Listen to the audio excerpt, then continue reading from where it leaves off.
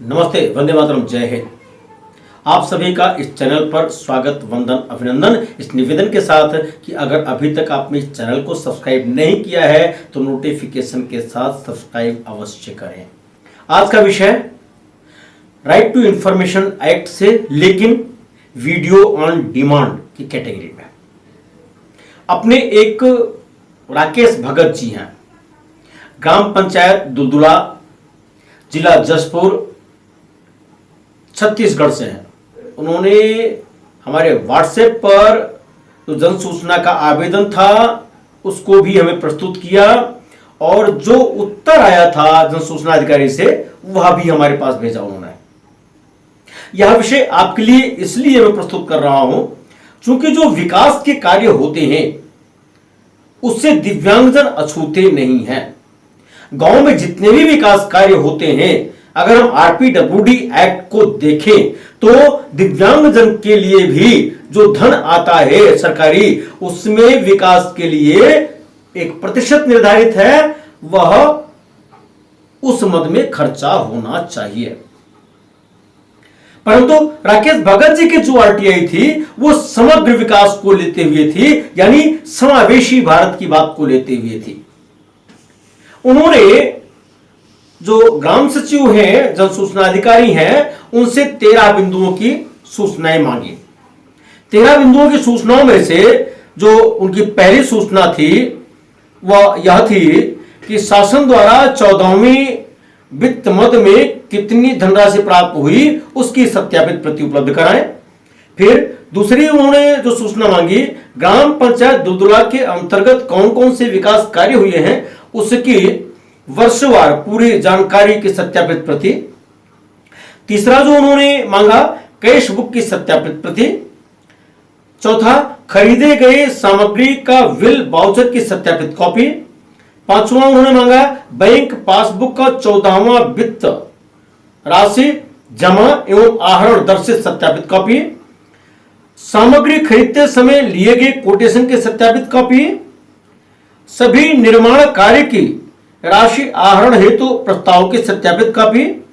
सभी तकनीकी प्राक्कलन की सत्यापित कॉपी।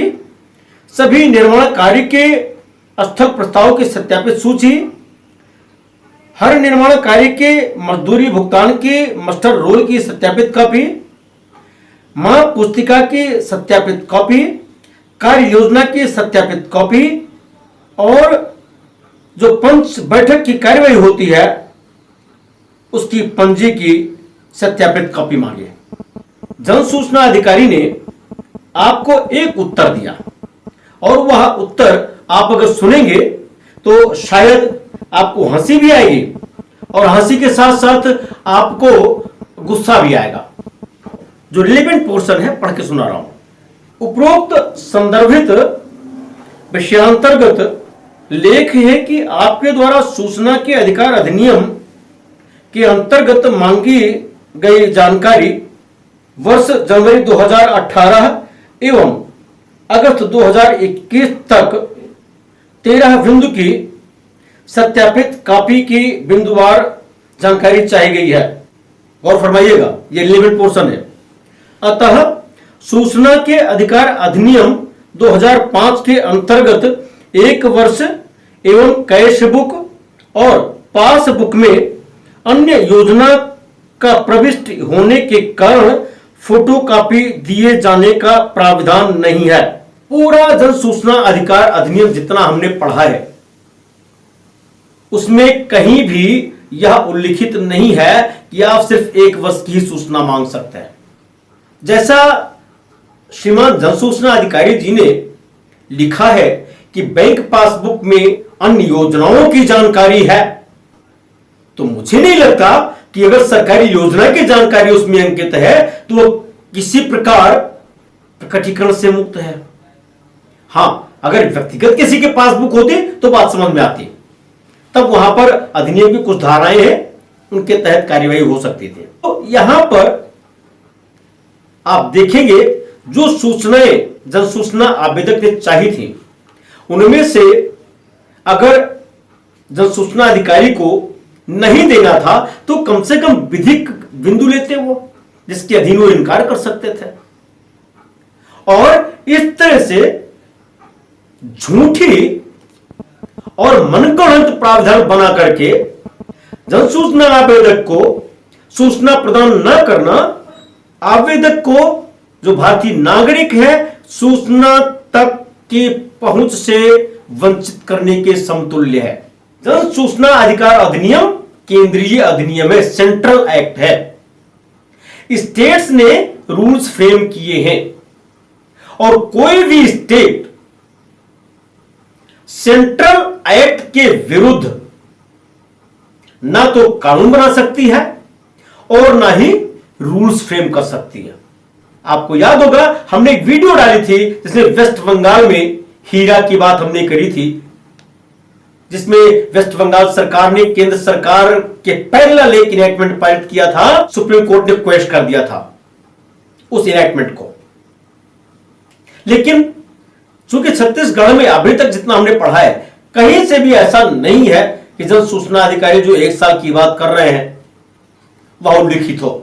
और अगर रूल्स में ऐसा उल्लिखित भी मान लीजिए कहीं से वो लेके भी आते हैं तो भी वह रिडंडेंट है, मना नहीं कर सकते सूचना के अधिकार से।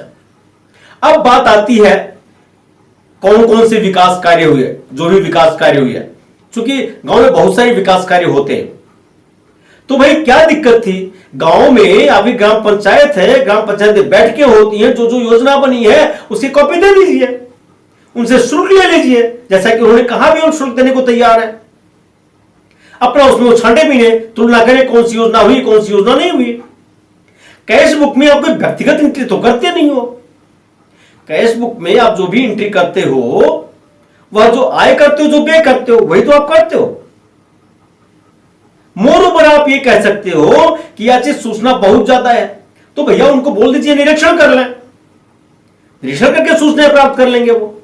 लेकिन इस तरह से यह कहना कि मात्र 1 साल तक की सूचना मांग सकते हैं आप और कैश बुक पासबुक देने का प्रावधान नहीं है, तो मुझे लगता है जन सूचना अधिकारी यहां गलत है। और राकेश भगत जी को चाहिए कि जो सेक्शन 19 सबसेक्शन 1 है उसकी रेमेडी एग्जॉस्ट करते हुए फर्स्ट अपील करें वो 1 रैंक सीनियर ऑफिसर के पास और उसमें ग्राउंड लें कि जानबूझकर इन्होंने प्रावधान का गलत उल्लेख किया है, सूचना तक पहुंच से हमको वंचित किया है।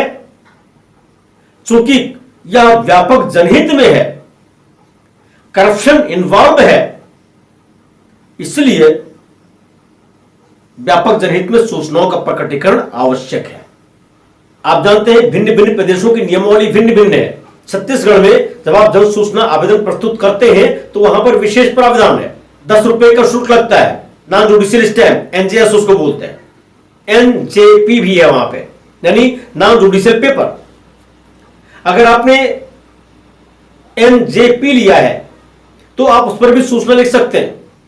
प्रथम अपील जब वहां छत्तीसगढ़ में करते हैं तो 50 रुपए का शुल्क निर्धारित है। अगर आप पोस्ट से चाहते हैं कि हमको जो भी निर्णय हो वो दिया जाए तो आपको 25 रुपए अलग से रजिस्ट्री अपना पता लिखा हुआ देना पड़ेगा, यानी 75 रुपए हो गया। और यही सेम स्थिति अगर आप राज्य सूचना आयोग में जाते हैं तो वहां 100 रुपए का शुल्क है। और अगर पोस्टल आप चाहते हैं कि जजमेंट की कॉपी दी जाए तो 25 रुपए एक्स्ट्रा, यानी 125। जबकि उत्तर प्रदेश जैसे राज्य में प्रथम अपील और द्वितीय अपील के लिए कोई शुल्क नहीं है। बीपीएल के लिए यानी बिलो पॉवर्टी लाइन जो भी है उनके लिए कोई शुल्क दे नहीं है, चाहे वो प्रथम अपील हो चाहे द्वितीय अपील हो। जन सूचना आवेदन भी उनको शुल्क नहीं देना है। हां, मात्र इतना है यदि प्रतियां उपलब्ध कराई जानी है जो चाह रहे हैं तो 50 पेज या 100 रुपए तक इतना ही वो दे पाएंगे। और इसके आगे के लिए ये बोल देते हैं कि आप आइए निरीक्षण कर लीजिए और उससे सूचना प्राप्त कर लीजिए। तो इस तरह से छत्तीसगढ़ में नियमावली है।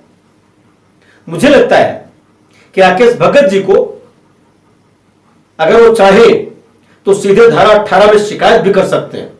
धारा 18 पर वीडियो हमने पहले डाल रखी है, कंप्लेंट कैसे करनी है मैंने उसकी हल्की चर्चा किया हुआ है। अगर आप कंप्लेंट नहीं करना चाहते तो प्रथम अपील करिए।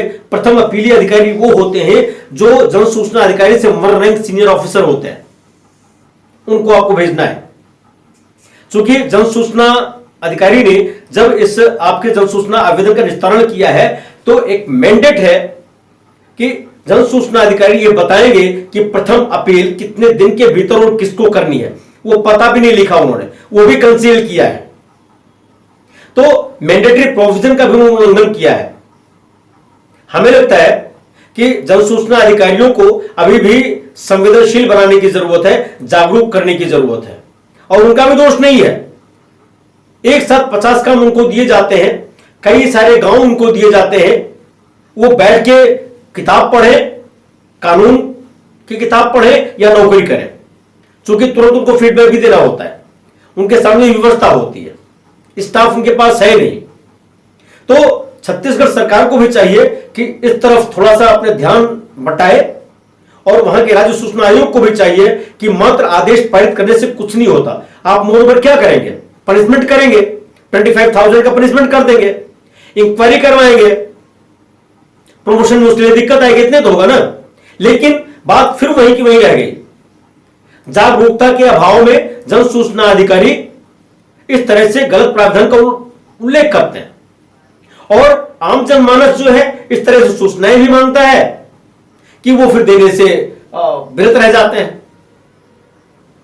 कुछ तो सृजनात्मक होती है, कुछ संकलन करके होती है, कुछ और ऐसी होती हैं जो सेक्शन 8 की जो कई सारी प्रोविजन से उनसे बाधित होती है, कुछ सेक्शन 11 से होती है, कुछ 2N से होती है, कई सारी है।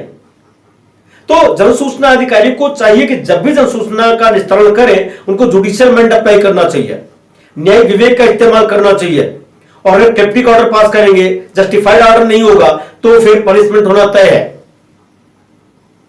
इसलिए विधि के अनुसार सूचना तो उनको देनी ही देनी है, और जनमानस को भी चाहिए कि सूचना प्राप्त करने के अपने अधिकार का उपयोग करें, लेकिन विधि के दायरे में, कानून के दायरे में ही सूचना मिलनी है, इसके इतर नहीं मिलनी है। तो मुझे लगता है राकेश भगत जी की बात का उत्तर मिल गया होगा, और यह भी स्पष्ट हो गया होगा कि जन सूचना अधिकारी ने कहां गलती किया है और उन्हें क्या करना है। अगर आपके साथ भी ऐसा हुआ है तो आप भी इस प्रक्रिया को अपना सकते हैं, क्योंकि अपील की प्रोविजन पूरे भारत में वही है जो आरटीआई एक्ट में वर्णित है, चाहे वो छत्तीसगढ़ हो, चाहे उत्तर प्रदेश हो, चाहे उत्तराखंड हो, या फिर कोई अन्य राज्य हो। तो इस बात को अपने तक ही सीमित नहीं रखें, वीडियो को देखें भी, शेयर भी करें, और अगर लगता है कि आपने कहीं चूक की अभी तक सब्सक्राइब करने में, तो नोटिफिकेशन के साथ सब्सक्राइब भी करें। आज की बात यही तक, बहुत बहुत धन्यवाद। वंदे मातरम, जय हिंद।